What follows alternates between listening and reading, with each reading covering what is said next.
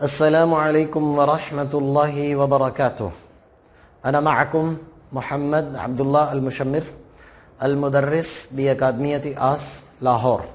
كيف حالكم جميعا؟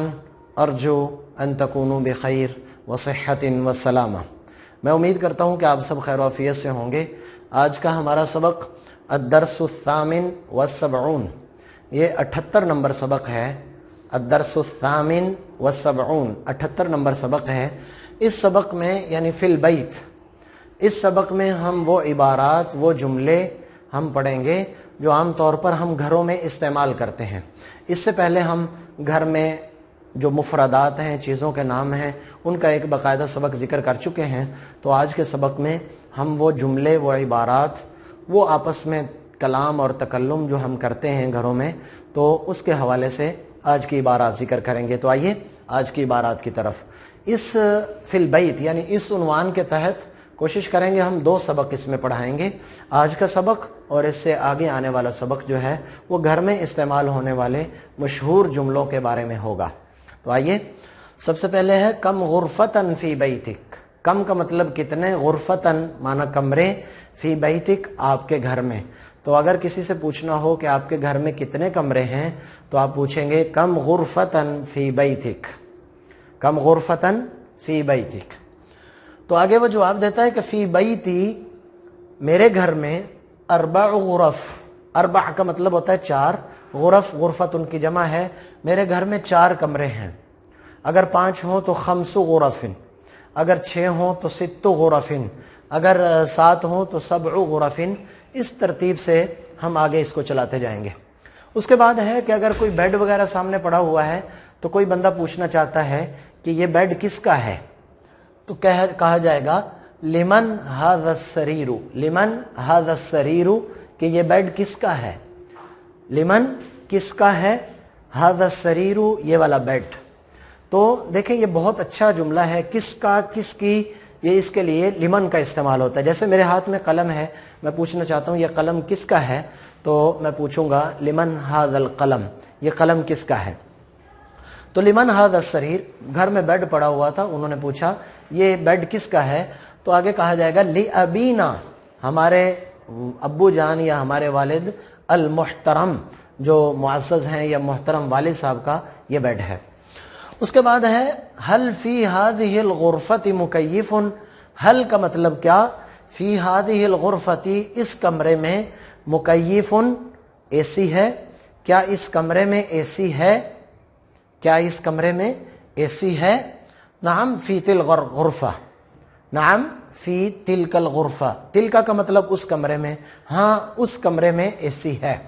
نعم فی تلک الغرفہ. ہم گھر میں رہتے ہوئے یہ بھی پوچھتے ہیں کہ ڈسٹ بن کہاں ہے، تو اس کے لیے این سلۃ المہملات، این سلۃ المہملات. این کہاں ہے، سلۃ المہملات ڈسٹ بن، کہ جس میں کچرا وغیرہ، کوڑا دان ہوتا ہے، اس میں جو کوڑا وغیرہ پھینکتے ہیں وہ کہاں ہے.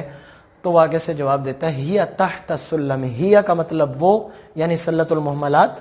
تحت، تحت کا مطلب ہوتا ہے نیچے. السلم کہتے ہیں سیڑھی کو، تو سیڑھی کے نیچے ہے وہ، یعنی ڈسٹ بین سیڑھی کے نیچے ہے. اس کے بعد ہے ایک اچھا اریکہ صوفہ وغیرہ دیکھا تو کہتا ہے بکم. بکم میں نے آپ کو ذکر کیا ہوا تھا کہ بکم کا مطلب ہوتا ہے کتنے کا.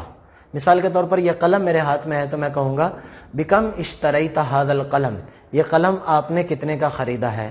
بکم اشتریت ھذا الجوال، آپ نے یہ موبائل کتنے کا خریدا. جوال کہتے ہیں موبائل کو.